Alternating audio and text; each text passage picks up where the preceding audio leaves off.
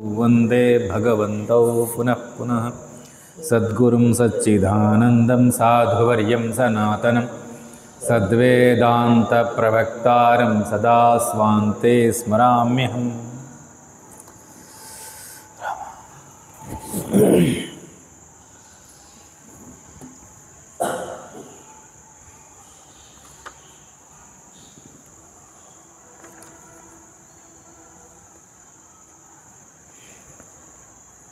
అరవయో పేజీలో క్రింద అనుబంధ చతుష్టయము.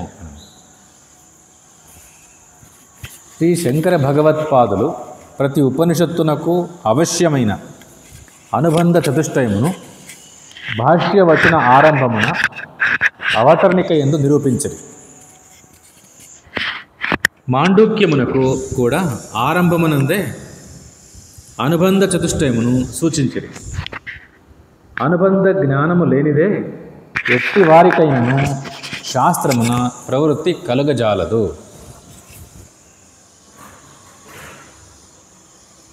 ప్రశ్న: అనుబంధములు అనగా నేమి? అధికారి, అభిధేయము, విషయము, సంబంధము, ప్రయోజనం అనునవియే అనుబంధములు. శాస్త్రము ఉపనిషత్తును చదువుటకు అవశ్యమైన యోగ్యత కలవాడే అధికారి. శాస్త్రమునందు ప్రతిపాద్యమైన విషయమే అభిధేయం. శాస్త్రమును చదువుట వలన కలుగు ఫలమే ప్రయోజనం. శాస్త్రమునకును అధికారి విషయ ప్రయోజనమునకును కల అన్యోన్యమగు కలయికయే సంబంధం. ఒక కుర్చీకి 4 కాళ్ళు ఉన్నట్లు ప్రతి శాస్త్రమునకు ఈ 4 అనుబంధములు ఉండును.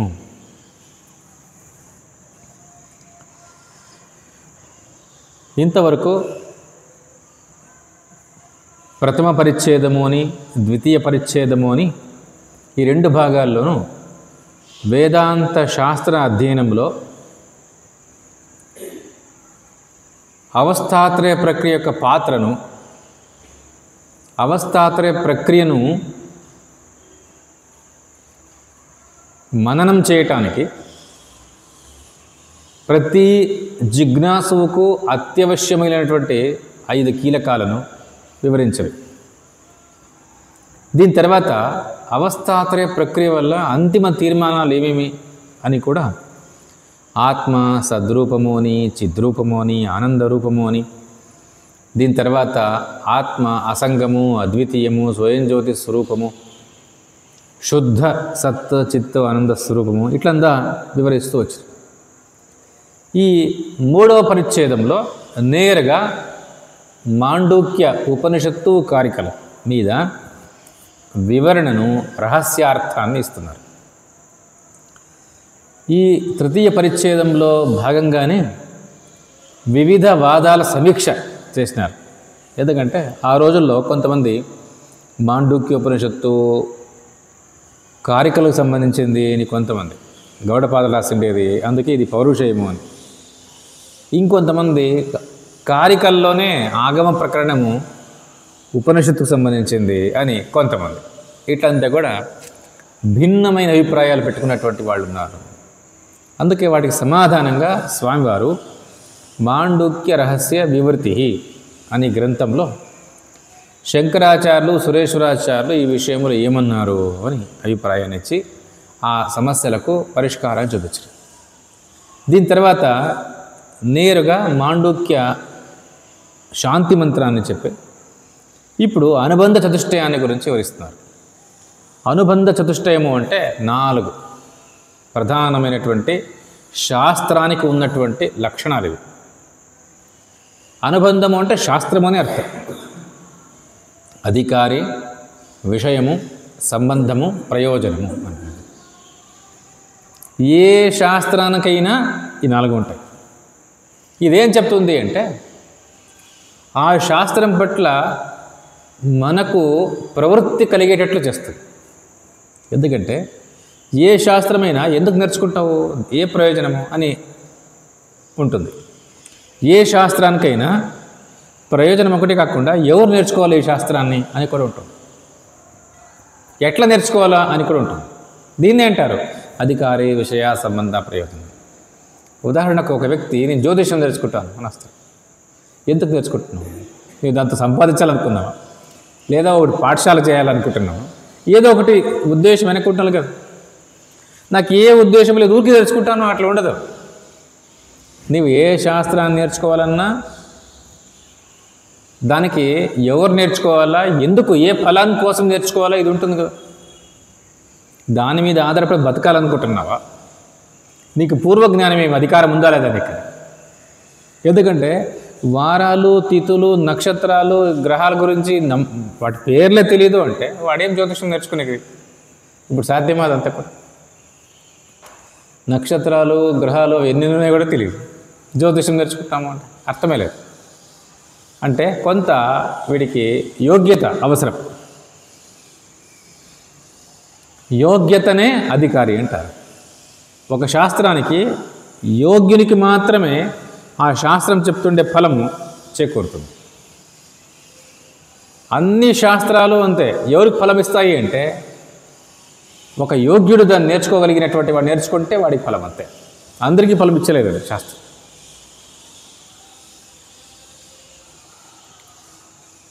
ఉదాహరణకు వైద్య శాస్త్రం నేర్చుకుంటారు, బలవంతంగా కోట్లు ఖర్చు పెట్టి నేర్చుకుంటారు అనుకోండి, వానికి జీవితాంతం అర్థమయ్యలేదు.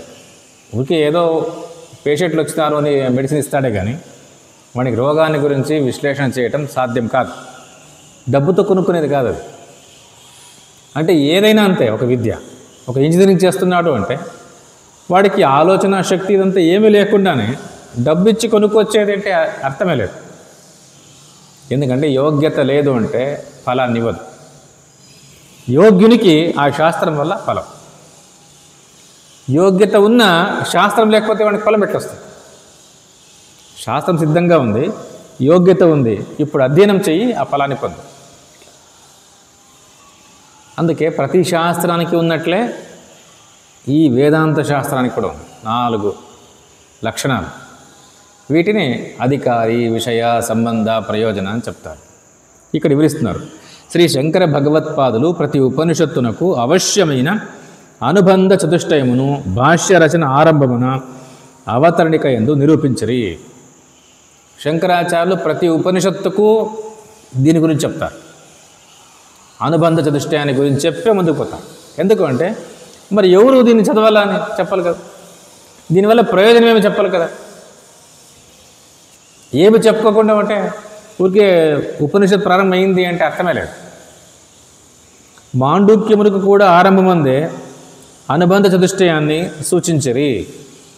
అనుబంధ జ్ఞానం లేనిదే ఎట్టి వారికైనను శాస్త్రమున ప్రవృత్తి కలుగజాలదు. చూడండి, నీకు తెలుసుకుంటే కదా దానివల్ల ఏం ప్రయోజనం అని తెలుసుకుంటే నీకు శాస్త్ర ప్రవృత్తి అంటే నీ దాన్ని వింటావు, అధ్యయనం చేస్తావు. దానివల్ల ఏ ప్రయోజనం అని నీకు తెలియదు అన్నప్పుడు నీవు అధ్యయనం చేయవు. వాటిని వివరిస్తున్నారు. అనుబంధములు అనగానేమి? అధికారి, అభిధేయము, సంబంధము, ప్రయోజనము అనున్నవే అనుబంధములు. ఈ 4 ఎట్లాంటివి అంటే ఒక్కదాని మీద ఒకటి ఆధారపడి మొత్తం వ్యవస్థను భద్రం చేస్తారు. అందుకే ఇక్కడ అన్నారు, ఒక కుర్చీకి 4 కాళ్ళు ఉన్నట్లు, ఒక బిల్డింగ్కు 4 స్తంభాలు ఉన్నట్లు అన్నారు. దీంట్లో ఒక స్తంభం తీసేసినా నీ నిర్మాణము ఎక్కువ కాలం ఉండదు. అట్లే ఇక్కడ కూడా ప్రతి శాస్త్రానికి 4 కాళ్ళు ఉన్నట్లు, 4 స్తంభాలు ఉన్నట్లు. శాస్త్రమును చదువుటకు అవశ్యమైన యోగ్యత కలవాడే అధికారి. అధికారి అంటే ఎవరు అంటే ఆ శాస్త్రాన్ని అధ్యయనం చేయటానికి యోగ్యత కలిగినటువంటి వాడు అధికారి. వాని గురించి చెప్తుంది. ఎవరు అధికారి దీనికి అని చెప్తుంది అంటే యోగ్యుడు అని అర్థం. శాస్త్రమునందు ప్రతిపాద్యమైన విషయమే అభిధేయం. విషయము అన్న ఒకటే, అభిధేయము అన్న ఒకటే.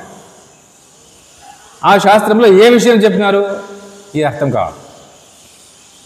ఇది రెండవది. చూడండి, మొదటిది యోగ్యత, ఎవరు యోగ్యుడో వారు చదవాలా. రెండవది దాంట్లో ఏ విషయం ఉంది అది ముఖ్యం. మూడవది శాస్త్రమును చదువుట వలన కలుగు ఫలమేమి, ఇది మూడవది. ఇది తెలిసిండల్లా. ఎవరు చదవాలో, దాంట్లో ఏ విషయం ఉందో, దానివల్ల ఏ ఫలం కలుగుతుందో, 3 తెలిసిండల్లా.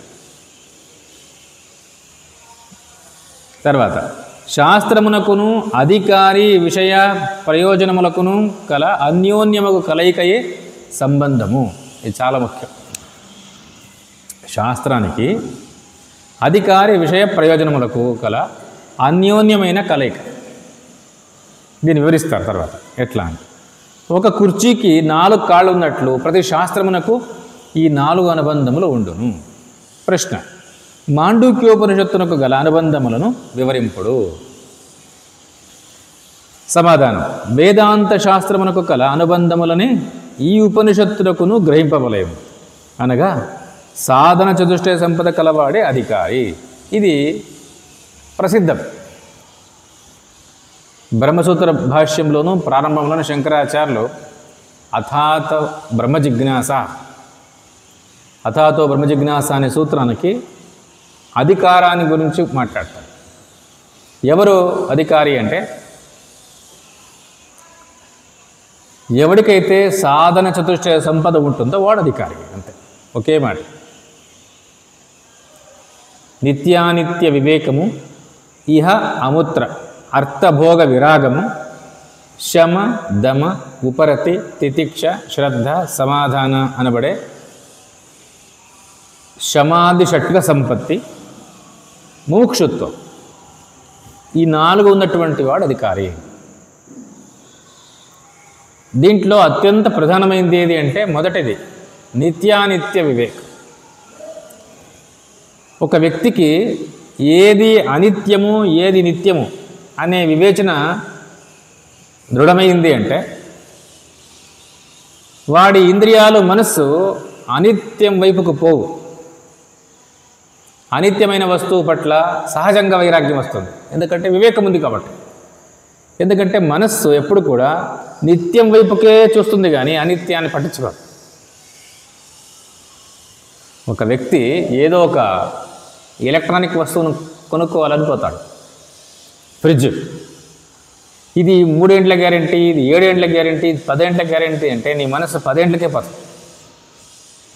ఎంత నిత్యమైతే మనస్సు అంత వస్తువును కోరుకుంటుంది. ఏది ఎక్కువ రోజులు మన్నిక వస్తుంది అని అనిపిస్తే నీకు అదే తీసుకుంటావు. అంటే సహజంగానే నీవు తీసుకుంటే ఇప్పుడు అప్పుడు పోతుంది అంటే దాని ఎందుకు తీసుకుంటావు?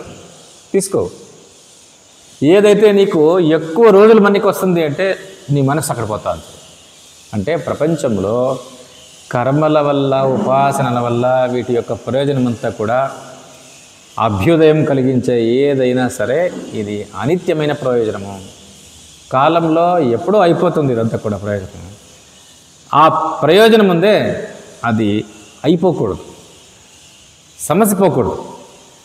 ఎప్పుడూ కూడా పరిపూర్ణమైన సుఖాన్ని ఇస్తుండాలి ప్రయోజనం. అట్లా అది కావాలా? ఆ నిత్య ప్రయోజనమే నాకు కావాలా? దానికి ఉపాయం ఏమి? తద్విజ్ఞానార్థం సహ గురుమేవ అవిగచ్చ. అనిత్యము అని నిశ్చయించిన తర్వాత అన్ని ప్రయత్నాలు అనిత్యమైన ఫలాన్ని ఇస్తాయి అని నిశ్చయించిన తర్వాత వీడి మనస్సు ఇంద్రియాలు అనిత్యమైపోవు. దీన్నే శమదం అంటారు, అంతే, ఇంకేమో కాదు. దీన్ని వైరాగ్యం అంటున్నారు. అనిత్యాలను కోరకుండటమే వైరాగ్యం. మరి ఏం కోరుకుంటున్నాడు? నిత్యమైంది కావాలా, దానికి ఉపాయం కావాలా? తద్విజ్ఞానార్థం సహ గురుమేవ అవగచ్చేత్. గురువు దగ్గరికి వెళ్తాడు, నిత్యమైంది కావాలని. నిత్యమే కావాలనిపిస్తుంది కదా, దీన్ని ముక్షుత్వం అంటారు, ఇంకేమో కాదు. అంటే దీన్ని బట్టి ఏం తెలుస్తుంది అంటే, నిత్యానిత్య వివేకమే నీకు పునాది. ఏ ప్రయత్నం చేసినా కూడా దానివల్ల కలిగే ప్రయోజనము అనిత్యమైన ఫలమే అని నిశ్చయించుకున్నావు అంటే ఎట్లా నిశ్చయం అవుతుంది? పరీక్షలోకాన్ కర్మచితాన్. కర్మలతో ప్రయత్నాలతో తయారైనటువంటి ప్రపంచాలన్నిటినీ కూడా బాగా పరీక్షించు. ఈ పరీక్ష ఎవరికి వాడే చేయాలి. లోక పరీక్ష ఎవరో చెప్పింది వింటే పెద్దగా ప్రయోజనం ఉండదు. తనకు తానుగా పూనుకోవాలి. అది లోక పరీక్ష. లోక పరీక్ష చేయటానికి సమస్త సామగ్రిని పరమాత్మ సృష్టించినాడు. నీవై నీ ప్రయత్నం చేస్తే జరిగిపోతుంది అంతే. ఎందుకంటే నా లోకము వాడి లోకము ఇంకో లోకము అంటాం కదా. ఇవన్నీ లోకాలు, వాళ్ళ జీవితాలు. అన్నిటినీ పరీక్షించుడు. ఎవరెవరు ఏ ప్రయత్నాలు చేసినారో వాటి ఫలాలన్నీ కూడా అనిత్యాలే. ఎవరికి నిత్యమైన ప్రయోజనం అనేది చేకూరలేదు. జీవితమంతా ప్రయత్నాల పరంపర. ఆ ప్రయత్నాల పరంపర ఎవరిది? అందరిది అదే. బ్రహ్మదేవుడు మొదలుకొని అందరిది ఇదే జీవితాల ప్రయత్నాలు జరుగుతూనే ఉన్నాయి. అందరూ తయారు చేసుకున్న ఫలాలన్నీ కూడా అన్ని అనిత్యాలే. ఏవి శాశ్వతమైనటువంటి సుఖాన్ని, శాశ్వతమైన ప్రయోజనాన్ని ఇవ్వలేదు అని నీవు నిశ్చయించుకోగలిగితే, అయితే శాశ్వతమైన ప్రయోజనం దేనివల్ల వస్తుంది అని ప్రశ్న ఎక్కువ వస్తుంది కదా. దాన్ని తెలుసుకోవటానికి సహా గురుమేవ అభిగచ్చే. అందుకే అంటుంది ఉపనిషత్తు, పరీక్షలోకాన్ కర్మచితాన్ బ్రాహ్మణ నిర్వేదమాయాత్ నాస్తి అకృత కృతేన. ప్రయత్నాలతో నిత్యమైనటువంటి ఫలము దక్కే అవకాశమే లేదు నిశ్చయించుకుని తద్విజ్ఞానార్థం సహా గురుమేవ అభిగచ్చే సమిత్పాణి శ్రోత్రియం బ్రహ్మనిష్టం. ఎట్లాంటి గురువు దగ్గరికి వెళ్ళాలా అంటే శ్రోత్రియుడు బ్రహ్మనిష్ఠుడు అయినటువంటి గురువు దగ్గరికి వెళ్ళాలా. కాస్త బ్రహ్మనిష్టత్వం చాలు కదా, చాలదు.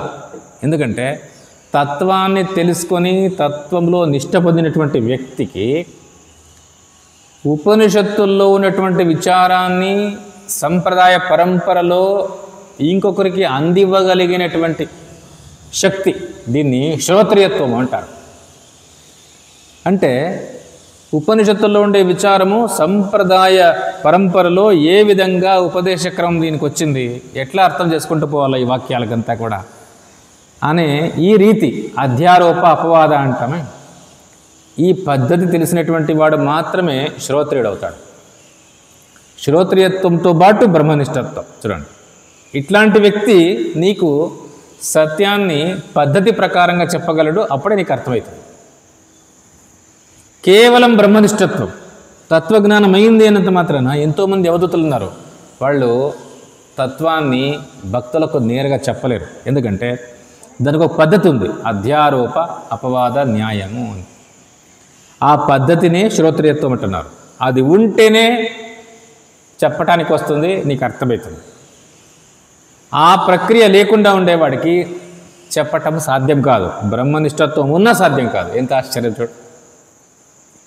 ఎంతోమంది అవధూతుల వాక్యాలన్నీ కూడా ఎట్లుంటాయి అంటే, ఆ వాక్యాలను విన్నప్పుడు పరమ సత్యమైనటువంటి వాక్యాలు, ఉపనిషత్తులు వాక్యాలు ఎట్లా వింటే మనకు అద్భుతం అనిపిస్తుందో మంచిదే. ఆ వాక్యాలన్నీ కూడా చాలా విలువైనవే. కానీ ఆ వాక్యాలు పొడి పొడిగా ఉంటాయి. ఒక నైరంతర్యం, ఒక ప్రక్రియా ప్రవాహం ఉండదు. నీకు సత్యము అర్థమయ్యేంత వరకు, ఆత్మదర్శనం అయ్యేంత వరకు అవి తీసుకోపోవు వాక్యాలు. ఒక సత్యాన్ని చెప్తారు, తర్వాత ఇంకో సత్యం చెప్తారు, ఇంకో సత్యం చెప్తారు. ఇట్లా అన్ని కొటేషన్లు మంచి సత్యాలే, ఎవరు కాదనరు, మహాత్ములు చెప్తా ఉండే ఇవన్నీ కూడా. కానీ ఒక పద్ధతి ప్రకారంగా వాటిని అధ్యారోపవాద న్యాయంతో అమరిస్తేనే నీకు అర్థమవుతుంది, లేకపోతే అర్థం కాదు. ఎంతోమంది మహాభక్తుల వాక్యాలు, జ్ఞానుల వాక్యాలు ఈరోజు ఏం ప్రసిద్ధి ఉన్నాయో, అవధూతుల వాక్యాలు, ఇవన్నీ కూడా కొటేషన్ వరకు నీకు బాగుంటుంది, చాలా విలువైన వాక్యాలు అనిపిస్తుంది. కానీ ఆత్మదర్శనం దీంతో సాధ్యం కాదు. అథాతాదేశో నేతి నేతి నేత్యన్యత్ పరమస్తి. ఉపనిషత్తు ఇది కాదు ఇది కాదు అని మనము అవిద్య చేత ఆత్మ వస్తువు మీద ఏదేది ఆరోపించుకున్నామో ఆరోపణలన్నిటినీ కూడా అధ్యారోపవాద న్యాయంతో శృతి చెప్పినటువంటి రీతిలో మహాత్ములంతా కూడా ఏ క్రమంలో ఉపదేశిస్తూ వచ్చిండ్రో సత్సంప్రదాయ పరంపరలో అట్లా చెప్తే మాత్రమే అది అర్థమవుతుంది. దీన్నే అంటారు ఈ పద్ధతిని శ్రోత్రియత్వం. అందుకే అవధూతుల వాక్యాలు పనిచేస్తాయి లేదంటారు, కానీ సత్యము నేరుగా బోధపడదు. దానికి ఒక ప్రక్రియ ఉంటే నీకు నేరుగా బోధపడదు. అందుకే ఉపనిషత్తు బ్రహ్మనిష్టం అనలేదు, శ్రోత్రియం బ్రహ్మనిష్టం అనేది. ఇది సాధనకు అత్యంత విలువైనటువంటి మంత్రం. పరీక్షలో కానీ లోక పరీక్ష చేయాలా, నీకు అధికారిత్వం వస్తుంది అంతే. నీవు ఇంకా ఏ కర్మకాండ చేసినా, ఏ ఉపాసనాకాండ చేసినా దీనివల్ల నీకు ఈ సత్యవస్తు జిజ్ఞాస కలగదు, వేదాంతానికి యోగ్యత రాదు. వేదాంతానికి యోగ్యత రావాలంటే లోక పరీక్ష జరగాలి. అన్ని లోకాలు, నా లోకము, అందరి లోకాలు కూడా ప్రయత్నాలతో తయారైనటువంటి లోకాలు. ప్రయత్నంతో ఏ ఫలాన్ని పొందినా అన్ని అనిత్య ప్రయోజనాలు. ఇది అర్థం కావాలి. ఇహ అముత్ర అంటే ఇహలోకం అంటే ఇది నా లోకం, నేనుండే లోకం. అముత్ర అంటే పర, అందరి లోకాలు. ఎందుకంటే మనిషికి తన లోకం కంటే మిగతా వాళ్ళ లోకం బాగుందనిపిస్తుంది. నేను నా జీవితం కంటే నాకు ఎదురుగా ఉండే వాళ్ళ జీవితాలు బాగున్నాయేమో అనిపిస్తుంది. ఇది ప్రతి మనిషి యొక్క నైసర్గికమైనటువంటి ఒక లక్షణం. అందరికీ అట్లా అనిపిస్తుంది. దూరపు కొండలు నునుపు అంటారు తెలుగులో సామెత. ఎవరో వ్యక్తి వాళ్ళ జీవితాలు బాగున్నాయి, ఎట్లుండాలి అనుకుంటాడు కదా. ఇదే అముత్ర. నీవు పరమాత్మ మనకు అనుగ్రహించండి అన్ని సామగ్రులు ఉన్నాయి, వాళ్ళు మాట్లాడుతున్నారు, వాళ్ళు టీవీ స్టేషన్లకో లేకుంటే ఇంకా ఏదో వీడియో చేసో ఇంటర్వ్యూలు ఇచ్చో వేస్తున్నారు. వాళ్ళ ఇంటర్వ్యూలు విను, వాళ్ళ జీవితాలు ఎట్లున్నాయి నీకే అర్థం. సినిమా యాక్టర్లు చాలా గొప్ప అనుకుంటావు కదా, వాళ్ళు ఆరాధ్య దేవతలు చేసుకున్నారు. ఈరోజు వాళ్ళు కూడా వీడియోల్లో వచ్చి మాట్లాడుతున్నారు మా జీవితాలు దుర్భరంగా ఉన్నాయని. ఏ రాజకీయ నాయకుల జీవితాలు అనుకుంటున్నావో వాళ్ళదే చూడు. విదేశీయులు దేశాలకే వాళ్ళు ప్రధానులో లేకుంటే అధ్యక్షులైనారు అంటే వాళ్ళ జీవితాలను చూడు. ఇంకా ఎవరెవరు చూస్తావో చూడు. అంత సామాగ్రి మన చుట్టూ ఉంది. పరీక్షించుడు, నీకే అర్థమవుతుంది. ప్రయత్నాలతో తయారైనటువంటి సకల లోకాలు అన్ని అనిత్య ప్రయోజనాలే. నీ లోకము, అందరి లోకాలు కూడా. ఎందుకంటే అన్ని ప్రయత్నాలతో తయారవుతా ఉన్నాయి. యత్ కృతకం తదనిత్యం. ఏదేది చేసి పొందే ప్రయోజనమో అదంతా కూడా అనిత్యమో నిశ్చయించుకుంటాం. మరి నిత్యమైన ఫలం ఎట్లా ప్రాప్త కాల? తద్విజ్ఞానాత్తం సహ గురుమేవ అభిగచ్చేత్ సమిత్పాణి శ్రోత్రియం బ్రహ్మనిష్టం. ఇది చాలా విలువైనటువంటి వాక్యం. ఇదే అధికారిత్వాన్ని గురించి చెప్తాను. నిజమైనటువంటి అధికారి అంటే లోక పరీక్ష చేసినటువంటి వాడు.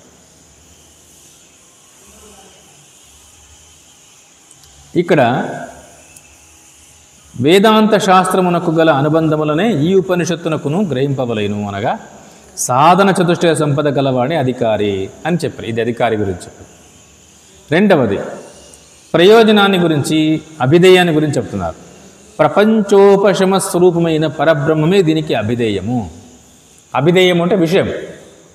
వేదాంత శాస్త్రానికి అధికారి చెప్పిరి. ఎవరు అధికారి అంటున్నారు అంటే ఎవరైతే సాధన చతుష్టయ సంపత్తి కలిగినటువంటి వాడో, లేదా ఒక్క మాటలు చెప్పాలంటే నిత్యానిత్య వివేకం దృఢంగా ఉన్నటువంటి వాడో, ఇది వాడు అధికారి. రెండవది వేదాంత శాస్త్రంలో ఏ విషయం ఉంది ప్రతిపాదించబడి ఉంది అంటే ప్రపంచోపశమ స్వరూపమైన పరబ్రహ్మం. ఏది దేశ కాల వస్తు అవస్థ పరిచ్ఛేదము లేకుండా ఉండే ఒక తత్వమో ఆ తత్వాన్ని గురించి వివరిస్తూ ఉన్నారు. జగదాత్మతత్వం, ఈ మొత్తం జగత్తుకే ఆధారమైనటువంటి తత్వం, జగత్తును వ్యాపించిండే ఒక తత్వాన్ని గురించి మాట్లాడుతున్నారు వేదాంత శాస్త్రంలో. ఇది విషయం. ఇది ప్రపంచోపశమం, శాంతం, శివం, అద్వైతం అని చెప్తున్నారే, అందుకే అదే మాటనే వాడుతున్నారు. ప్రపంచోపశమ స్వరూపమైన, ప్రపంచమంతా ఎక్కడ పుట్టి ఎక్కడ ఉంటూ ఎక్కడ ఉపశమం అయిపోతుందో, లయమైపోతూ ఉందో అట్లాంటి బ్రహ్మతత్వాన్ని గురించి వేదాంత శాస్త్రం ప్రస్తావన చేస్తూ ఉంది. అదే విషయం. విషయము అన్న ఒకటే, అభిధేయము అన్న ఒకటే. ఇప్పుడు ప్రయోజనాన్ని గురించి చెప్తున్నారు. ఇది శంకరాచార్యుల మాటే తీసుకున్నారు. రోగార్థస్యేవ రోగ నివృత్తౌ స్వస్థత తథా దుఃఖాత్మకస్య ఆత్మన ద్వైత ప్రపంచోపశమే స్వస్థత అద్వైత భావ ప్రయోజనం. మాండూక్య భాష్య అవతరణిక. ఇది వేదాంత శాస్త్ర ప్రయోజనాన్ని స్పష్టంగా చెప్తున్నటువంటి శంకరాచార్యుల వాక్యము. ఇది మాండూక్య భాష్యంలో రాసిండే వాక్యం. విశేషంగా చూడండి, మాండూక్య భాష్య అవతరణికలోనే రాసిండేది. ప్రయోజనాన్ని గురించి శంకరాచార్యులు వేదాంత శాస్త్రం యొక్క ప్రయోజనాన్ని చెప్తున్నారు. ఏం ప్రయోజనం దీంతో? ఎందుకంటే ఎంతోమంది వేదాంత శాస్త్రంతో దీనివల్ల ఏదో సిద్ధి వస్తుందనో, ఇంకా ఏదో యోగ సాధన చేసుకోవచ్చనో, ఏదో పక్వమవుతుందనో, ఇంకా ఏదో అవుతుందనో, తన జీవితానికి మంచి చేకూరుతుందనో. ಅವತರಣಿಕ ಅಂದರೆ ಉಪೋದ್ಘಾತ ಪ್ರಾರಂಭ. రోగ పీడితునకు రోగ నివృత్తి కాగా స్వస్థత ఏర్పడినట్లు శోకాత్మకుడు జీవుడు అవిద్యా కార్యముకు ద్వైత ప్రపంచము ఉపశమింప అద్వైత భావమును పొందుటే ప్రయోజనము. ఒక వ్యక్తికి రోగం వస్తుంది. ఆ రోగం దేనివల్ల వస్తుంది అంటే వాడి వల్ల వాడికే రాదు. బయట నుంచి ఏదో ఒక బ్యాక్టీరియానో, బయట నుంచి ఏదో ఒక వైరస్, ఏదో ఒక పరిస్థితి లోపలికి వ్యాపిస్తుంది, రోగం ప్రారంభమవుతుంది. ఇప్పుడు డాక్టర్లు ఏం చేస్తారు అంటే ఏది వచ్చి చేరుకొనిందో దాన్ని తీసేస్తారు. తీసేయటం వల్ల ఆరోగ్యం అనేది సహజంగా చేకూరుతుంది. ఏది బయట నుంచి వచ్చినటువంటి వస్తువో దాన్ని తీసేయాలి. తీసేస్తే చాలు, మరల మనము ఆరోగ్యాన్ని కలిగించాల్సిన అవసరం లేదు. వాడు ఆరోగ్యవంతుడే, వాడు అప్పటికే ఆరోగ్యంగానే ఉండే. బయట నుంచి ఏదో ఒక బ్యాక్టీరియా వచ్చి చేరుకుంది, చల్లటి వాతావరణంలో ఇది ప్రారంభమైంది. ఇప్పుడు డాక్టర్లు చూస్తారు, ఓ ఇది వైరస్లో వచ్చింది అని ఏదో ఇంజక్షన్ మాత్రలు ఇస్తారు. 4-5 రోజుల్లో ఆ బ్యాక్టీరియా చచ్చిపోతుంది, బయట తీసేస్తుంది, అయిపోయింది. ఇప్పుడు వీడికి ఇంతకుముందు ఏ ఆరోగ్యంతో ఉండినో అదే ఆరోగ్యమే ప్రాప్తిస్తుంది. అంటే అర్థమేమి? ఇప్పుడు కొత్తగా వచ్చిందే వాడికేమన్నా, వాడు ఆరోగ్యవంతుడే, అనారోగ్యం పోయిందంత. అదేవిధంగా తాను అఖండ సుఖస్వరూపుడే. తనలో ఏదో ఒక ద్వైత ప్రపంచం కనిపించడం వల్ల వీడికి సమస్య ప్రారంభమైంది. ఇప్పుడు శాస్త్రాలు ఆ ద్వైత ప్రపంచం యొక్క నిజస్థితిని గురించి చెప్తూ దాన్ని తీసేస్తుంది. ఎప్పుడైతే నిరాకరిస్తుందో వెంటనే మరలా తన అఖండ సుఖస్వరూపం మనకు అది ప్రాప్తిస్తుంది. అంటే తానుగా ప్రతి వ్యక్తి పరిపూర్ణ సుఖస్వరూపుడే.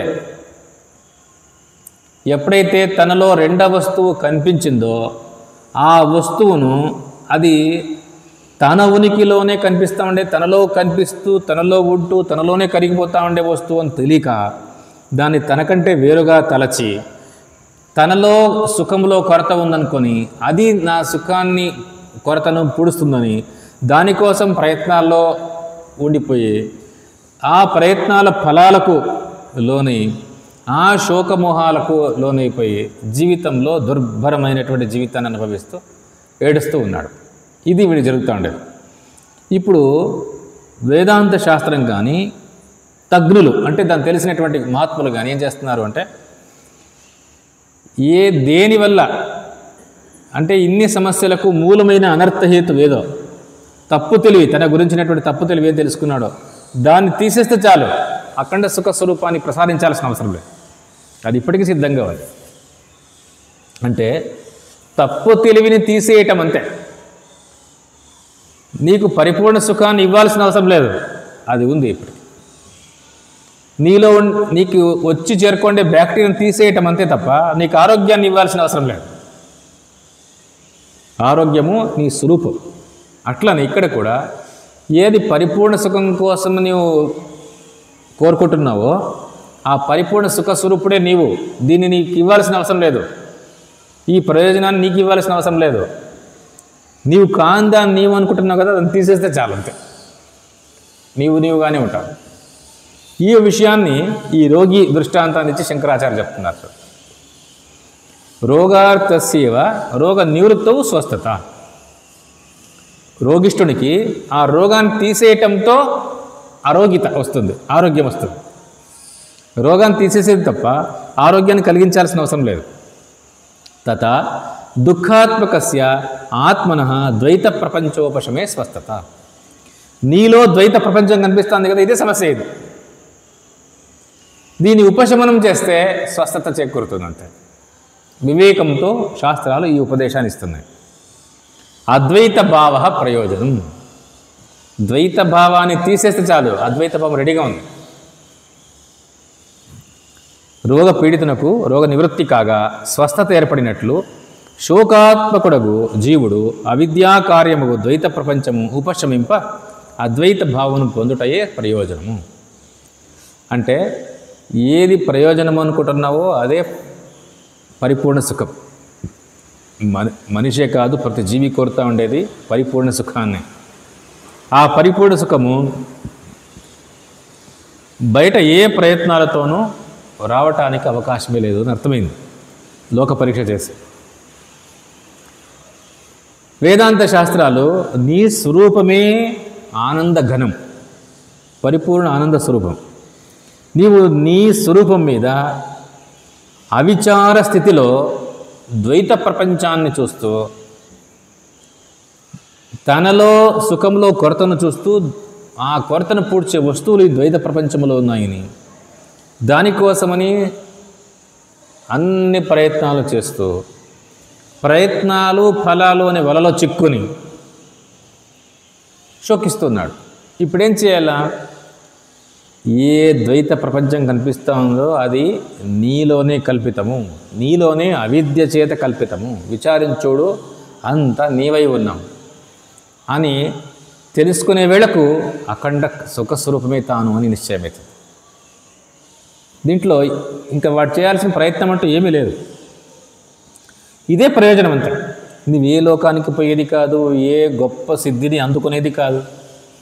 అందుకే స్వామివారు చెప్పేవారంట, వేదాంత శాస్త్రం వల్ల నీకు లౌకికంగా ఏదో పెద్ద ప్రయోజనం కలుగుతుంది అనుకోవద్దు, నీ ఆరోగ్యం అంతా మేలైతుంది, అనారోగ్యం అంతా పోతుంది అనుకోవద్దు, ఏవో సిద్ధులు వస్తాయి అనుకోవద్దు, ఇవేవి రావు. దీంతో మరి ఏమొస్తుంది అంటే, ఇదిగో నీలో ద్వైత భావం ఉంది, అదే అన్ని సమస్యలకు కారణం ఉంది.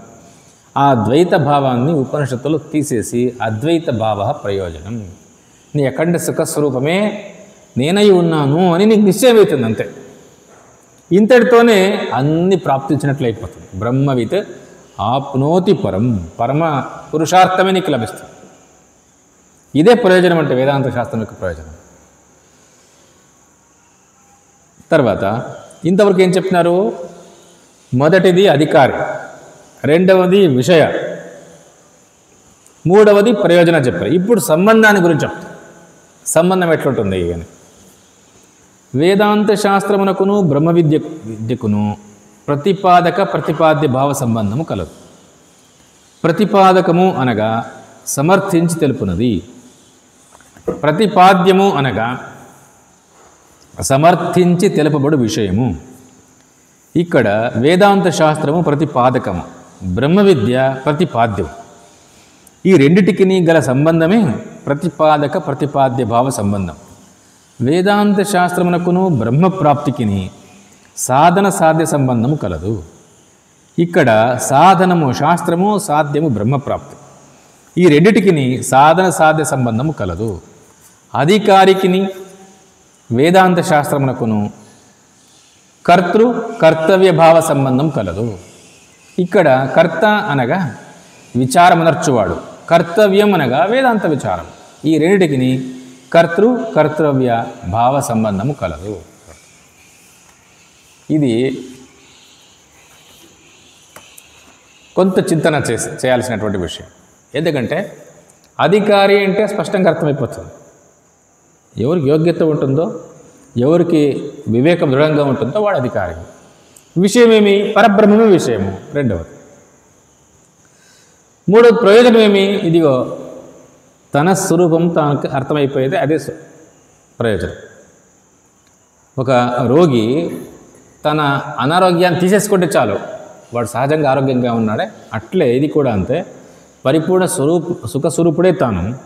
తనకు ద్వైత ప్రపంచం వల్ల ఏదో రోగం వచ్చినట్టు అనిపిస్తుంది. ఆ ద్వైత ప్రపంచాన్ని శాస్త్రం తీసేస్తుంది. ఇది అద్వైత భావ ప్రయోజనం.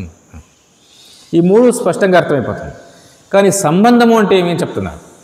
సంబంధానికి ఇదివరకే పైన చెప్పేటప్పుడు ఒక మాట అన్నారు, శాస్త్రమునకును అధికారి విషయ ప్రయోజనములకును గల అన్యోన్య కలయికై సంబంధము అని చెప్పాడు. దాన్ని ఆ కలయికను విడదీస్తున్నారు ఇక్కడ.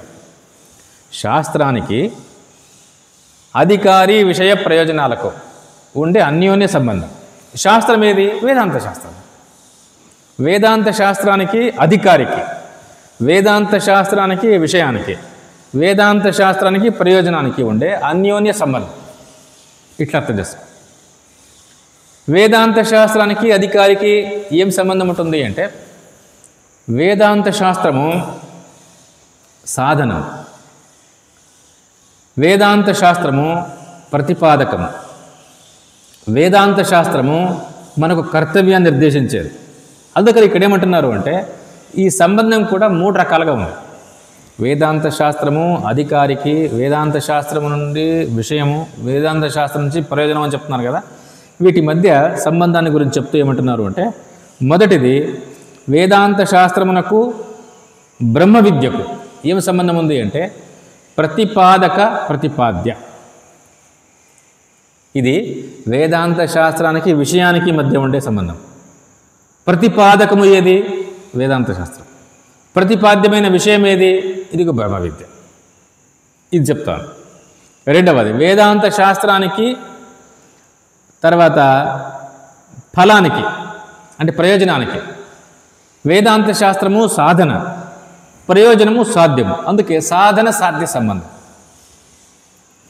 మూడవది వేదాంత శాస్త్రానికి అధికారికి. అధికారి ఏం చేస్తాడు? వాడు కర్తృ. వేదాంత శాస్త్రము కర్తవ్యం. అందుకే కర్తృ కర్తవ్యతా భావ సంబంధం. చూడండి, ప్రతిపాదక ప్రతిపాద్య భావ సంబంధము, సాధన సాధ్య సంబంధము, కర్తృ కర్తవ్యతా భావ సంబంధము. 3 సంబంధాలు. వేదాంత శాస్త్రానికి అధికారికి, వేదాంత శాస్త్రానికి విషయానికి, వేదాంత శాస్త్రానికి ప్రయోజనానికి. 3ంటికి మధ్య అన్యోన్య సంబంధం. వేదాంత శాస్త్రము ప్రతిపాదకము, బ్రహ్మ విద్య విషయం. అందుకే వేదాంత శాస్త్రానికి విషయానికి ప్రతిపాదక ప్రతిపాద్య భావ సంబంధం ఉంది. ఇది మొదటిది. రెండవది వేదాంత శాస్త్రానికి ప్రయోజనానికి ఏం సంబంధము అంటే వేదాంత శాస్త్రము సాధన చెప్తుంది, ప్రయోజనము సాధ్యం. అందుకే సాధన సాధ్య సంబంధం ఉంది వీటి మధ్య. దేని మధ్య? వేదాంత శాస్త్రానికి ప్రయోజనానికి మధ్య. తర్వాత వేదాంత శాస్త్రానికి అధికారికి మధ్య ఏం సంబంధం ఉంది అంటే వేదాంత శాస్త్రము కర్తవ్యాన్ని చెప్తా ఉంది, అధికారి కర్త చేసేవాడు. అందుకే కర్తృ కర్తవ్యతా భావ సంబంధము. ఇట్లా ఈ 3 సంబంధాలు అన్యోన్యంగా ఉన్నాయి అని చెప్తున్నారు.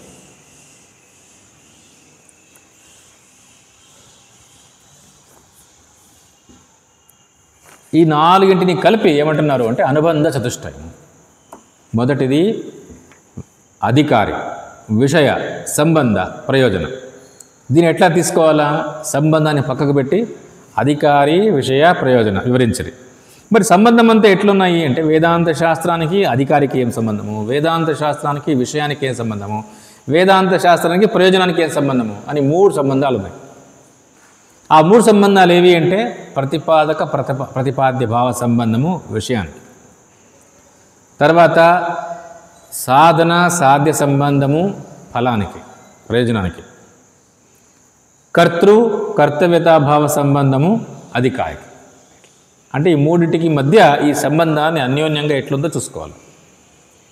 ఈ మొత్తం 4 లక్షణాలను అనుబంధ చతుష్టయము అని చెప్తున్నారు. దీని తర్వాత 62వ పేజీలో 5వది ప్రకరణ చతుష్టయములో ప్రతిపాద్య అంశాలు. మాండూక్యోపనిషత్తుకు గౌడపాద కారికలు ఉన్నాయి అని చెప్పారు. గౌడపాద కారికలు 4 అధ్యాయాలుగా ఉన్నాయి, ప్రకరణాలుగా. ఈ 4 ప్రకరణాలు ఏం చెప్తున్నాయి అంటే మాండూక్యోపనిషత్తుని వివరిస్తుంది. ఈ 4 విభాగాల్లో ఏ విషయాలు ప్రతిపాద్యమైనాయి? ప్రకరణ చతుష్టయములో ప్రతిపాద్య అంశాలు. ప్రశ్న: గౌడపాదులు ఏ ప్రకరణమున ఏ విషయములను వివరించడం తెలుపుడు? గౌడపాదాచార్యులు మాండూక్యోపనిషత్తుకు 12 మంత్రాలకు 4 ప్రకరణాల కారికలు రచించారు. ఈ వ్యాఖ్యానము వివరణ ఉన్నట్లు. ఈ వివరణలో ఏ ప్రకరణంలో ఏ విషయాలు ఉన్నాయి చెప్పండి అని అడుగుతున్నారు, వివరిస్తున్నారు. ఈ విషయమును భాష్యకారులే స్వయంగా తమ అవతరణిక యందు తెలిపి ఉన్నారు. ఏ ప్రకరణంలో ఏమున్నాయో భాష్యకారులే చెప్తున్నారట, దాన్నే వివరిస్తున్నారు. కారికలలో ప్రథమ ప్రకరణమును ఆగమ ప్రకరణము అందరు. మొదటిది ఆగమ, రెండవది వైతథ్య, మూడవది అద్వైత, నాలుగవది అలాత శాంతి అని ప్రకరణ పేర్లు. మొదటి ప్రకరణం ఏది అంటే ఆగమ ప్రకరణం. దీంట్లో ఏం చెప్తున్నారు అంటే ఉపనిషత్తునే కాక దాని యందలి సాంప్రదాయకమైన ఉపదేశ క్రమమును కూడా ఆగమము అందరు. ఆగమ అనే శబ్దానికి అర్థం ఏమి అంటే ఉపనిషత్తును వివరించినటువంటి తీరు, ఈ రెండు కలిపి ఆగమ అంటారు. ఆగమ అనే శబ్దానికి వచ్చింది అర్థం అంటే ఉపనిషత్తు యొక్క ఏ వివరణ ఉందో అది మనకు అందినటువంటి తీరేముందో ఆ మహాత్ములంతా దాన్ని మనకి ఇచ్చిపోయినారు కదా అనుగ్రహించి, దీనంతా ఆగమ అంటారు. ఆగమ అన్న ఒకటే, సంప్రదాయ అన్న ఒకటే. ఆగమ విధాం వచనం, సంప్రదాయ విధాం వచనం అంటారు చూడండి. అది అంటే ఇక్కడే చెప్తున్నారు ఉపనిషత్తును ఈ మహాత్ములు వివరించే తీరు దీని ఆగమ అంటున్నారు. దాని ఎందిలి సాంప్రదాయిక ఉపదేశ క్రమమును కూడా ఆగమము అందరు. ఈ ప్రకరణమున ఏది మొదటి ప్రకరణమున ఆయా సంశయములను పరిహరించుటకై యుక్తులు ఇవ్వబడి ఉన్నను ఆగమానికి అగ్రస్థానం కలదు. ఇక్కడ కూడా ఈ మొదటి ప్రకరణంలో యుక్తులు తీసుకున్నారు, కానీ ఆగమానికే పెద్ద స్థానం ఇచ్చి యుక్తికి రెండవ స్థానం ఇచ్చారు. యుక్తికి ద్వితీయ స్థానం కలదు. తర్వాత ద్వితీయ ప్రకరణమును వైతథ్య ప్రకరణము అంటారు. వైతథ్యం అంటే తథా అంటే అట్లే ఉంది అని అర్థం, విథత అంటే అట్లా లేదని అర్థం. ఈ ప్రపంచము ఎట్లా చూస్తున్నావు అట్లా లేదు. బ్రహ్మరూపంగా సత్యం, ఆత్మరూపంగా సత్యం అంటాం కదా, దీన్ని విథత అంటారు. విథత భావమే వైతథ్యం అంటారు. అందుకే ఇక్కడ ఏమన్నారు, ద్వితీయ ప్రకరణమును వైతథ్య ప్రకరణము అందరు. అవిద్య దృష్టికి ప్రపంచము సత్యముగా కనిపించినను శాస్త్ర దృష్టిచే విచారించి చూడ అది మిథ్యా ప్రతీతి అని ఇచ్చట తెలుపబడెను. నీకు అట్లా కనిపిస్తుంది, అవిచార దృష్టికి ప్రపంచంగా నీకంటే వేరేగా ఒక ద్వైత ప్రపంచం కనిపిస్తాను. విచారించి చూస్తే నీకంటే అన్యం కాదు. ద్వైతం యొక్క మిథ్యాత్వమును నిరూపించుటకు యుక్తులు వసగబడి ఉన్నను ఆగమానికే స్థానం కలదు. ఇక్కడ కూడా అంతే, ఆగమానికే స్థానం ఉంది, యుక్తులకంతా కూడా రెండవ స్థానం. మూడవది అద్వైత ప్రకరణం. ఇందు ద్వైతము కేవలం మిథ్యా ప్రతీతి అని తెలుపుటచే ద్వైతం నిజముగా లేదని సిద్ధము కాగా అద్వైతమే పరమార్థమే రుజువుగాను. ద్వైతము అద్వైతమునకు భిన్నమగుటచే మిథ్య అని చెప్పినచో అద్వైతం ద్వైతమునకు విరుద్ధముడచే అద్వైతము కూడా మిథ్య అని ఏల భావించకూడదు అన్న ఆక్షేపమును పరిహరించి అద్వైతము యొక్క సత్యత్వమును ఈ ప్రకరణము నిరూపించును. అందుకే దీనికి అద్వైత ప్రకరణము అని పేర్చు. సామాన్యంగా ద్వైత అద్వైత ఈ రెండు శబ్దాలు వేదాంత ప్రపంచంలో ఎక్కువ ప్రసిద్ధి. ఏమది భేదభావాన్ని నీ ఒప్పుకుంటే ఇది ద్వైత, భేదభావాన్ని ఒప్పుకోకుండా చింతన చేస్తే చూడు అభేదమే నీకు నిశ్చయమవుతుంది. ఉదాహరణకు కుండ, బాణ, ముంత, మూత కనిపిస్తుంది, అవన్నీ వేరువేరు అన్ని ఒప్పుకుంటే నువ్వేం చేస్తావు, వాటిని ఉపయోగించుకుంటావు ప్రయోజనం. కుండతో ఏ ప్రయోజనాన్ని పొందుతావో, బాణతో ఏ ప్రయోజనం పొందుతావో, ముంతతో ఏం ప్రయోజనమో, ప్రమిదతో ఏం ప్రయోజనమో పొందుతావు. అంటే భేదభావాన్ని ఒప్పుకుంటావు, ఏం చింతన లేదు, ఒప్పుకొని ప్రయోజనం కోసం వెళ్ళిపోతావు. ఇది భేదభావము ద్వైతం. కానీ ఏ భేదం కనిపిస్తూ ఉందో నీకు ప్రయోజనం పక్క ఆసక్తి లేకుంటే ఆ భేదము సత్యమా కాదా చింతన చేస్తావు, విచారిస్తావు. విచారించొస్తే అక్కడ కొండ లేదు, బాణ లేదు, ముంత లేదు, మూత లేదు, ఉండేది మట్టే. ఇది అభేద దర్శనం. అంటే నీకు కనిపిస్తూ ఉండే జగత్తులో నీవు కనిపిస్తుండే భేదాన్ని ఒప్పుకొని ప్రయోజనం వైపు ముందుకు సాగిపోవటం ఉందే, దీన్నే ద్వైతం అంటారు. అంతే. ఊరికే ద్వైతమో, విశిష్టాద్వైతమో, త్రైతమో, ద్వైతాద్వైతమో, శుద్ధాద్వైతం అన్ని ద్వైతాలేవి. ఇంతేకాదు సాంఖ్య, న్యాయ, వైశేషిక ఇవన్నీ ద్వైతాలే. అన్నిట్లోనూ భేదాన్ని ఒప్పుకొని ముందుకు సాగినారు. అంతే. ఇది ఒప్పుకున్నావు అంటే ఇంక చింతన లేదు, విచారణ ఎందుకు, నీకు ఒప్పుకున్నావు కదా, నీకేం ప్రయోజనం కావాలా తీసుకుపో. కూజతో ఏం ప్రయోజనం పొందుతావో, కుండతో ఏం ప్రయోజనం పొందుతావో, ముంతతో ఏం ప్రయోజనం పొందుతావో పొందుతావు. ఆయా లోకాలతో ఏం ప్రయోజనం పొందుతావు, ఆయా దేవతలతో ఏం ప్రయోజనం పొందుతావు అన్నీ ఒప్పుకున్నావు, ముందుకు సాగు, వెళ్ళిపో. ಅಲ್ಲ ದ್ವೈತ ಪುರಾಣ ದ್ವೈತ ವಿಶಿಷ್ಟಾದ್ವೈತ ಹೇಳತ್ತಾ ಇಲ್ಲ, పురాణದಲ್ಲಿ అద్వైతం ಇದೆ. ఇక్కడ మనకి ఏం కనిపిస్తూ ఉందో ఈ భేదాన్ని ఒప్పుకొని ముందుకు సాగితే ఇది అద్వైతం. దీన్ని చింతన చేసి చూస్తే నీకు అద్వైతమే స్ఫురిస్తుంది, అభేదం కనిపిస్తుంది. ఎందుకంటే కుండ బాణ ముంత మూత నీవు చింతన చేస్తే నీకు అభేదం కనిపిస్తుంది. ఇంట్లో ఉండేదే మట్టి, భేదమే లేదు వీటిలో. నీవు భేదాన్ని ఒప్పుకున్నావు అంటే ప్రయోజనాని కోసం పోయినావు. నీవు భేదాన్ని ఒప్పుకోవటం లేదు, దాన్ని చింతన చేస్తానంటున్నావు. చింతన చేసి చూడు, నీకు అభేద దర్శనం జ్ఞానం. నిజంగా జ్ఞానకాండ అంటే దాంట్లో ద్వైతము అద్వైతం రెండు లేదు. జ్ఞానకాండలో జ్ఞానకాండ ఎప్పుడు కూడా అద్వైతమే. అభేద దర్శనం జ్ఞానం అన్నారు.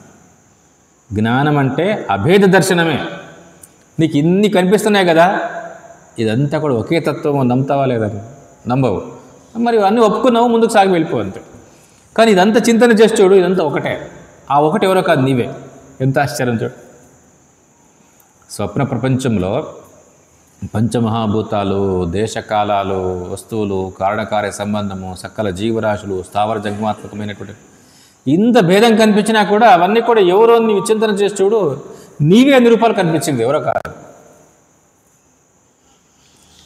వీళ్ళే అక్కడ కనిపిస్తున్నారు, నీకు కనిపించినా వీళ్ళు ఎవరు అక్కడ పోలేదు. అడుగు చూడు, ఎవరు పోలేదు అక్కడికి. మరి అన్ని రూపాలు కనిపించింది ఎవరు? నీవే కనిపించినావు. నీలోనే అంత పెద్ద జగత్తు వైవిధ్యభరితంగా కనిపించి ఉంటూ నీలోనే కరిగిపోయింది. అంటే అక్కడ ఎంత భేదం కనిపించినా చింతన చేసి చూస్తే అక్కడ ఉండే తాను మాత్రమే, అంతే. భేదాన్ని ఒప్పుకొని ముందుకు సాగితే ద్వైతం. ద్వైతము అనే శబ్దానికి నానాత్వం అని అర్థము. ద్వైత అంటే రెండు అర్థం కాదు, అది నానా రూపాలు. భేదం ఒప్పుకున్నాం అంతే. అన్నిటి మధ్య భేదం. వాళ్ళే అంటారు కదా పంచభేదాలు, జీవభేదము, జీవ జడభేదము, ఈశ్వర జడభేదము, ఈశ్వర జీవభేదము అని 5 భేదాలు చెప్తారు. పంచభేద నివృత్తి ద్వైతులు. ఏదైనా చెప్పని భేదాన్ని ఒప్పుకున్నాడు, ఇంతే. భేదాన్ని ఒప్పుకొని ముందు సాగుతున్నాడు. భేదాన్ని ఒప్పుకున్నావు అంటే ఎంతవరకు ఒప్పుకుంటావు? కుండబాణముంతా ఈ భేదానే కాదు, అన్ని లోకాలు, అంతమంది దేవతలు, వాళ్ళు పూజ చేసేది తారతమ్య పూజ అని చేస్తారు. అంత దేవతలు వేరే వేరే వేరే వేరే పెట్టుకొని తనకు ఇష్టమైన దేవుడిని పైన కూర్చోబెట్టాడు. ఇది ఏమి అంటే మరి భేదాన్ని ఒప్పుకున్నారు వాళ్ళు. దేవతలంతా వేరువేరు, శివుడు తక్కువ, విష్ణువు ఎక్కువ అని విష్ణువుని పైన కూర్చోబెట్టి శివుని కింద కూర్చోబెడతారు. ఎందుకంటే భేదాన్ని ఒప్పుకున్నారు వాళ్ళు. నీవు చింతన చేస్తే నీకు అభేద దర్శనం కలుగుతుంది, నిజమే. వాళ్ళు ఒప్పుకొని ముందు సాగే వాళ్ళకి విచారణ అవసరం లేదు. విచారణ ఎందుకు? అక్కడ శ్రీ మహావిష్ణువు హరి సర్వోత్తముడు నీ ఒప్పుకున్న తర్వాత నీకు విచారణ ఎందుకు? ఒప్పుకున్నావు, అయిపోయింది. హరి సర్వోత్తముడు నీ ఒప్పుకున్న తర్వాత విచారణ ఎందుకు? ఒక శైవుడు లేదా వీరశైవుడు శివుడే సర్వోత్తముడు ఒప్పుకున్న తర్వాత నీకు చింతన ఎందుకు? అవసరమే లేదు. అంటే నీ భేదాన్ని ఒప్పుకొని ముందు సాగుతున్నావు, అంతే.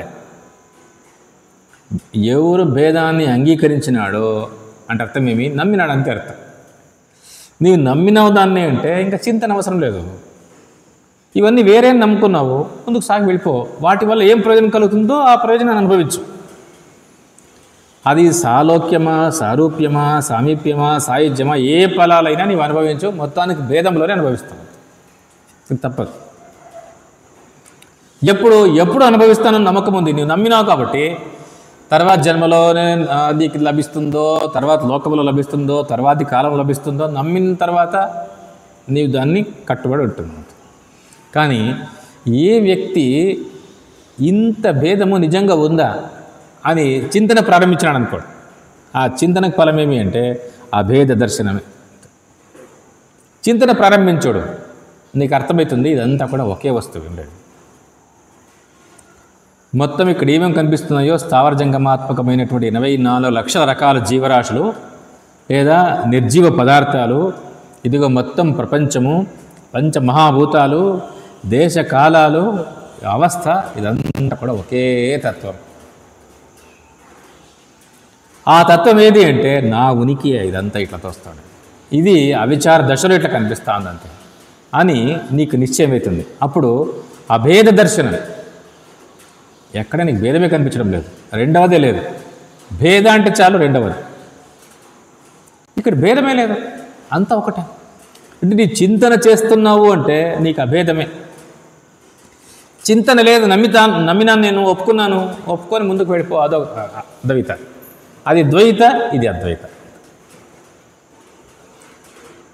జ్ఞానకాండయే అద్వైత. నేను ఉపాసన చేస్తాను, నేను నమ్మినాను, నేను ఎప్పుడూ ఆయనకు దాసుడిని, ఆయన సర్వోత్తముడు, ఒప్పుకున్నావు కదా, మరి ద్వైత అంతే. ద్వైత అద్వైత కానేరదు, అద్వైత ద్వైత కానేరదు. నీవు ఒప్పుకొని ముందుకు సాగుతావో చింతన చేస్తావో, నీకు రెండు ఆప్షన్లు. ఊరికి జ్ఞానకాండలు రెండు అనొద్దు. జ్ఞానకాండ ఎప్పుడు కూడా అభేద దర్శనం. ఇది నీవు భేదము అవునా కాదా అని చింతన చేసి చూడు, అక్కడ భేదమే లేదు. అవును అని నమ్మి ముందుకు సాగి వెళ్ళిపో, నీకుంది, నీకు ప్రయోజనం ఉంటుంది అంతే. ఈ విధంగా అన్ని మతాలు రెండే, ద్వైత అద్వైత. నీవెన్ని చెప్తావో, శైవ అంటావో, వైష్ణవ అంటావో, శాక్త అంటావో, గణపతి అంటావో, సౌర అంటావో, కౌమార అంటే ఏమన్నా అన్నీ ద్వైతాన్ని. న్యాయ వైశేషిక సాంఖ్యయోగ అవి ద్వైతాన్ని. మధ్వాచార్యులు, రామాచార్యులు, నీలకంఠ శివాచార్యులు, నింబార్కాచార్యులు, వల్లభాచార్యులు అంటారు కదా, వాళ్ళంతా కూడా ద్వైతలే అంతే. అంటే మనకు కనిపిస్తుండే భేదాన్ని నీవే చింతన చేయకుండా నమ్మినావు, ఒప్పుకున్నావు, ముందుకు సాగినావు అంటే ఇదే ద్వైత అంటే, ఇంకేమో కాదు. నీవు నమ్మకాన్ని పక్కకు పెట్టి ఈ కనిపిస్తూ ఉంటే భేదము సత్యమా కాదా చూద్దాం అని నీ చింతన చేసి చూడు, ఆ భేద దర్శనం నీకు కలుగుతుంది. ఇప్పటికీ కూడా విజ్ఞాన శాస్త్ర దృష్టిలో కూడా ప్రపంచంలో ఉండే ఏ వస్తువు కూడా అన్నీ మట్టితో తయారయ్యే వస్తువులే, వేరే కానే కాదు. మైక్ చూస్తున్నావా, పుస్తకం చూస్తావా, సెల్ ఫోన్ చూస్తావా, ఇంకా ఏమైనా చూస్తావా, అన్నీ మట్టి నుంచి బయటకు వచ్చిండేవి. ఇవన్నీ కూడా మట్టి రూపాలే. నీ వీటిని వేరువేరు నొప్పుకుంటే దాన్ని ఎవరు చేయగలరు? అది నీ బుద్ధి శక్తి అంతే ఉంది, నమ్మినావు, ముందుకు సాగుతావు. ఈ చింతన చేసి చూడు, ఇవన్నీ కూడా మట్టి ముద్దలే. నీవు ఎన్ని దేహాలు చూస్తున్నావో, ఎన్ని వస్తువులు చూస్తున్నావు, ఇవన్నీ కూడా మట్టి ముద్దలు. ఇవన్నీ కూడా ఇదంతా మట్టే. వాచారంభణం వికారో నామధేయం మృత్తికే తేవ సత్యం. మట్టి అనే సత్యం అంతే. ఒక మనిషి తిరుగుతున్నాడు అంటే ఒక మట్టి ముద్ద తిరుగుతుంది అంతే. నీ వాస్తవాన్ని గమనించాలంటే అంతే గమనించాల్సిందే అంతే. నీ భేదాన్ని ఒప్పుకున్నావు అంటే మరి అందరూ భేదమే, అందరూ జీవ భేదం వాళ్ళే చెప్తున్నారు కదా, అన్నిట్లో భేదం ఉంది. భేదాన్ని నీవు నమ్మి ఒప్పుకున్నావు అంటే నీకు చింతన అవసరం లేదు. నీవు ఎప్పుడు దాసుడు ఉంటావు, చాలు దాసుడిగానే ఉండు, జీవితాంతము దాసుడిగా ఉండు. నీవు ఆ లోకానికి విష్ణులోకానికి పోయినా దాసుడిగానే ఉండు, తప్పేముంది. నీ నమ్మినావు అంతే. ఉపాసన ఇది అంతే, మంచిది, ఇది చెడు కాదు. ఎందుకంటే నీ స్థాయి ఎంత, అదే స్థాయికి తగ్గట్టు ఫలం ఉంటుంది. నేను భేదం కనిపిస్తూ ఉంది, ఇది ఎంతవరకు సత్యమో చింతన చేస్తాను. మరి నీ స్థాయి వేరు, నీ చింతన చేయి. ఆ చింతనకు కూడా సరైన మార్గం లేకపోతే చెడిపోతావు, అది కూడా అంతే. ఎందుకంటే నేను చింతన చేసేటప్పుడు చింతన బుద్ధితో చేయాలా, ఆ బుద్ధి నిన్ను పెడదారి పట్టించే అవకాశాలు కూడా ఉంటాయి. ఒక సత్సంప్రదాయ పరంపరలో నీవు ఆ చింతన జరపాలి. నీకు అభేద దర్శనం, జ్ఞానం ఇది ప్రాప్తిస్తుంది. అన్నిట్లోనూ అభేదాన్ని, నీ నిజస్వరూపాన్ని చూస్తావు. అంటే నీ ఉనికి అందే సమస్తమని చూడగలవు. ఇది తేడా. అందుకే ద్వైత అద్వైత అంటే ఇంతే తేడా. అద్వైతము అంటే నీవు ఒప్పుకొని ముందుకు సాగటము, నమ్మి ముందుకు సాగటం అంతే. భేదం కనిపిస్తూ ఉండేదంతే కూడా నిజమైన ఒప్పుకొని ముందుకు సాగటం. అట్లా సాగేది నీకు మంచిది అనిపిస్తుందా, లేదా ఇట్లా కనిపిస్తూ ఉంది కదా ఇది ఎంతవరకు నిజమో నేను విచారించి చూస్తాను అని అనిపిస్తుందా? రెండే మార్గాలే ప్రతి మనిషికి ఉండేది అవకాశాలు. ఆ వ్యక్తి దేవతే అయినా ఆ దేవత కూడా ఈ 2 ఆప్షన్లే. నమ్మి ముందుకు సాగుతావో భేదాన్ని ఒప్పుకొని, లేదా ఆ భేదాన్ని పరీక్షిస్తావు. పరీక్షకు నిలబడినావు అంటే నీకు అవే దర్శనమే జ్ఞానం అవుతుంది. నీ పరీక్షించలేకుండానే ముందుకు సాగుతున్నావు అంటే నీకు ఆ ఫలం దానికి తగ్గట్టుగా ఉంటుంది. అంతే. మొత్తం రెండింటికి ఫలం ఉంది. దాని ఫలము తక్కువ, దీని ఫలం ఎక్కువ. అది అభ్యుదయమోనండి, దీన్ని నిశ్రేయస్సు అంటామంతే. అది వేరు, ఇది వేరు. దీంతో ప్రయోజనము ఇప్పుడే కలుగుతుంది, దాంతో ప్రయోజనం నమ్మినావు కాబట్టి ఎప్పుడో కలుగుతుంది. ఎందుకంటే నమ్మకానికి ఫలం ఎప్పుడో ఉంటుంది అని నీకే నమ్మకం ఉంది కదా. ఏ లోకానికి పోతాను అని, దేవునికి దాసుడుగా ఉంటాను నీవే నమ్మినావు, మరి నీకు ఎప్పుడో ఫలం ఉంది అంతే.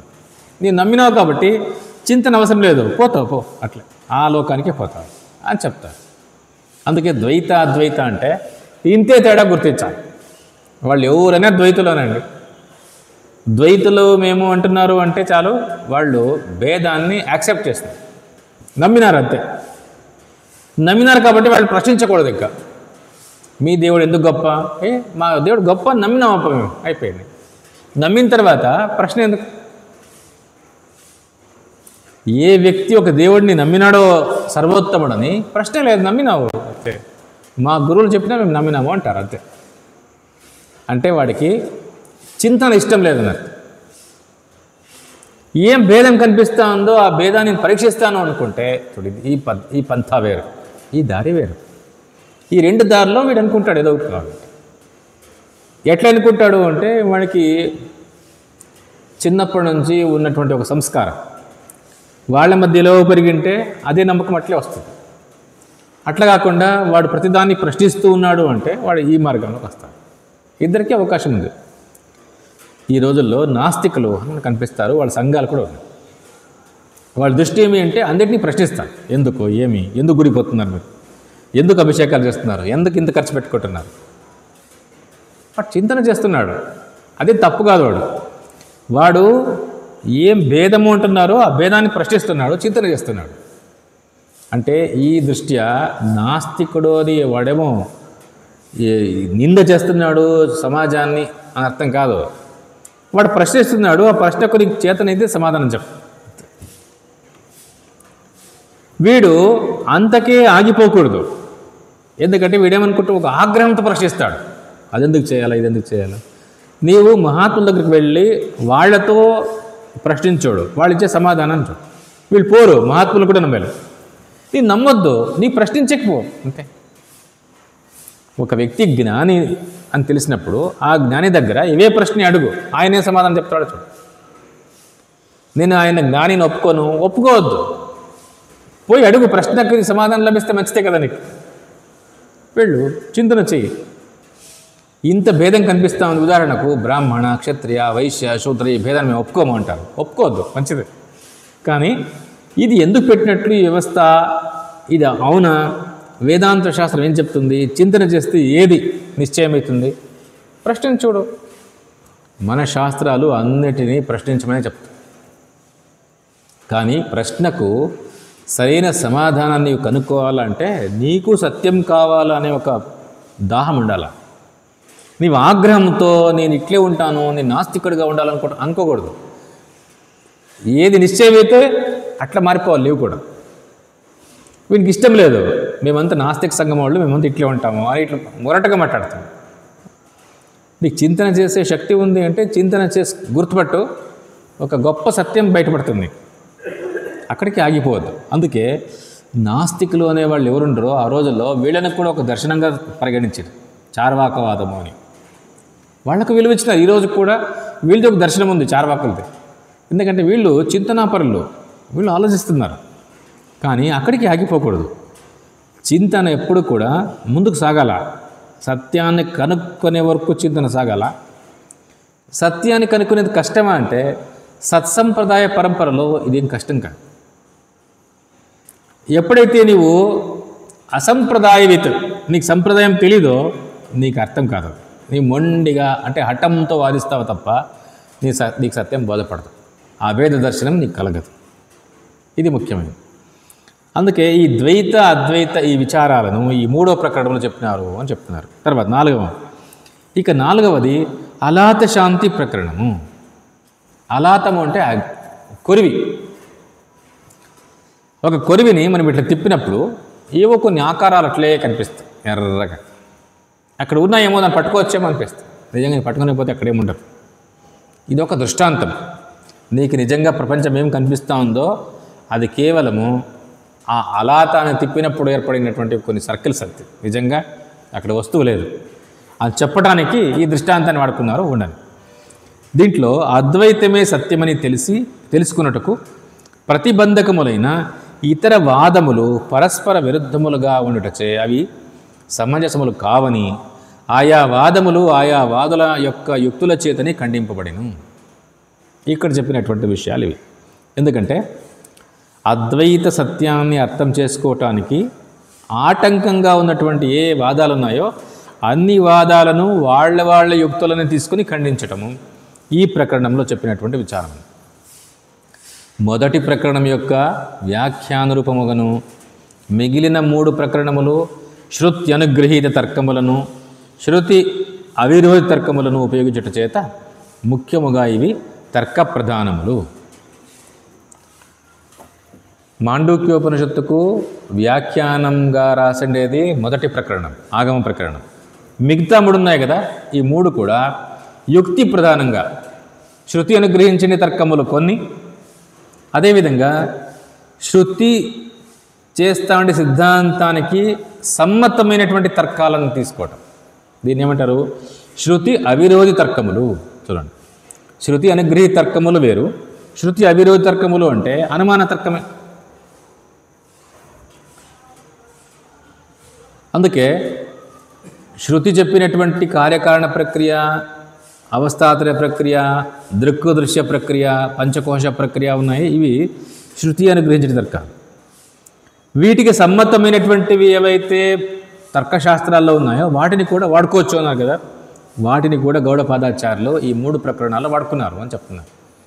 మొదటి ప్రకరణము ఆగమ ప్రకరణమంతా ఉపనిషత్తును వివరించిండే రీతి, మిగతా 3 ప్రకరణాలు శృతి అనుగ్రహించిండే తర్కాన్ని బట్టి, అదేవిధంగా తర్కశాస్త్రంలో శృతికి సమ్మతమైనటువంటి తర్కాలు ఏమున్నాయో వాటిని తీసుకొని వివరణ జరిగింది అంటున్నారు. తర్వాత ప్రశ్న, ప్రకరణము అనగానేమి ప్రారంభించారు. ఎందుకంటే ప్రకరణాలు 4 ఇంతవరకు చెప్పారు. ఆగమ ప్రకరణము, వైతత్య ప్రకరణము, అద్వైత ప్రకరణము, అలాత శాంతి ప్రకరణం 4 చెప్పాయి కదా, ప్రకరణ చతుష్టయం అని. ప్రకరణం అంటే ఏమి అంటే చెప్తున్నారు, శాస్త్రైక దేశ సంబద్ధం శాస్త్ర కార్యాంతరే స్థితం ప్రకరణం. లక్షణ సంగ్రహంలో ఉండే ఒక నిర్వచనం. శాస్త్రం యొక్క ఒక భాగముతో సంబంధం కలిగి ఉండి శాస్త్ర విషయమునకు మరి ఒక కార్యమును నర్చున్నదియే ప్రకరణం. ఇట అద్వైతమును బోధించుటయే శాస్త్రార్థము, దానిని ఉపనిషత్తుల వల్ల నిర్ణయించుటయే కార్యాంతరం. అనగా వేదాంత శాస్త్రం యొక్క అభిప్రాయమును తెలుపుటచే వీనికి ప్రకరణములు అను పేర్లు కలిగెను. శాస్త్రం యొక్క ఒక భాగంతో సంబంధం కలిగి ఉండి, శాస్త్రంలో ఎన్నో ప్రక్రియలు ఉన్నాయప్ప, దాంట్లో ఒక భాగం తీసుకున్నారు అంటే ఏదో ఒక అవస్థాత్రక ప్రక్రియ తీసుకుని వివరిస్తారనుకోండి, ఇది ప్రకరణం అనబడుతుంది. అంటే ఉదాహరణకు చాందోగ్యంలో ఒక అధ్యాయంలో తత్వమసి ప్రకరణం ఉందనుకోండి, దాన్నే తీసుకుని ఇంకా విస్తారంగా నైష్కర్మ సిద్ధి అనే గ్రంథాన్ని సురేశ్వరాచార్యులు రాస్తారు. దీన్ని ఏమంటున్నారు? ప్రకరణ గ్రంథం. ఎందుకంటే శాస్త్రంలో ఒక భాగానికి సంబంధించింది దాన్ని బయటకు తీసి వివరించే ఒక గ్రంథాన్ని ప్రకరణ గ్రంథం అంటారు. అట్లే ఇక్కడ కూడా వేదాంత శాస్త్రం యొక్క ఒక భాగమైనటువంటి మాండుక్యం నుంచి దాంట్లో తీసుకొని ఈ ప్రకరణాలు ఏం చేస్తున్నాయి, గౌడపాదుల ప్రకరణాలు అంటే వివరిస్తుంది. అందుకే వీటికి ప్రకరణము అని పేరు వచ్చింది అంటున్నారు. శృతిస్మృతి పురాణానామాలయం కరుణాలయం నమామి భగవత్పాదం శంకరం లోకశంకరం శ్రీశంకర భగవత్పాద చరణారవిందాభ్యాం నమః.